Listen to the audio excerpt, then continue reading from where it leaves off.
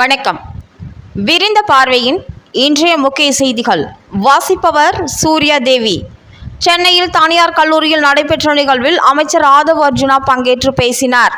அப்போது நீட் தேர்வுக்கு எதிராக நடைபெற்று வரும் போராட்டம் குறித்து அவர் பல்வேறு கருத்துக்களை முன்வைத்துள்ளார்.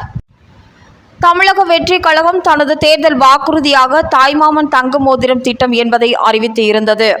இந்த திட்டம் அண்ணா பிறந்த நாளான செப்டம்பர் 15ஆம் தேதி அன்று தமிழக முதல்வர் விஜய் தொடங்கி வைப்பார் என்று அரசு அறிவித்துள்ளது. அதாவது அரசு மருத்துவமனைகளில் பிரசவிக்கும் ஒவ்வொரு குழந்தையையும் பிரசவித்த தாயையும் கௌரவிக்கும் முகமாக தாய்மாமன் தங்க மோதிரம் திட்டம் வடிவமைக்கப்பட்டுள்ளது. தமிழகத்தில் நீட் தேர்வு மற்றும் மருத்துவ மாணவர் சேர்க்கை குறித்த விவாதங்கள் தொடர்ந்து விவாதிக்கப்பட்டு வரும் நிலையில் மருத்துவர் சஞ்சய் தனது கல்வி அனுபவத்தையும் நுழைவுத் தேர்வு குறித்து தனது பார்வையையும் பகிர்ந்து கொண்டுள்ளார்.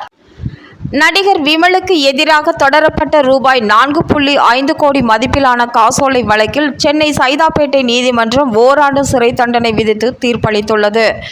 அதே நேரத்தில் மேல்முறையீடு செய்ய சட்டப்படி அவகாசம் வழங்கப்பட்டுள்ளதால் தண்டனையை உடனடியாக அமல்படுத்துவது தற்காலிகமாக நிறுத்தி வைக்கப்பட்டுள்ளது. மேகதாது அணை விவகாரத்தில் மேலும் தவறுகளை செய்கிறது தாவேக அரசு. கர்நாடக அரசுடன் எந்த வகையிலும் முதலமைச்சர் விஜய் பேசக்கூடாது என பாமக தலைவர் அன்புமணி தெரிவித்துள்ளார்.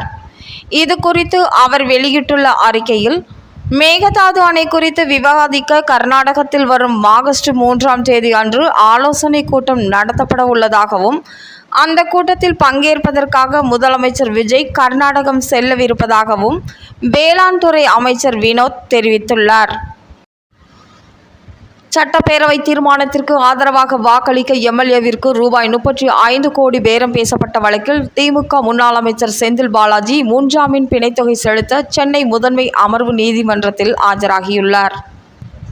நீட் தேர்வை ரத்து செய்ய கோரி போராட்டம் நடத்தியவர்களை காவல்துறையினர் கைது செய்ததை கண்டித்து சிபிஎம் மாநில செயலாளர் பே. சண்முகம் போராட்டத்தில் இறங்கினார்.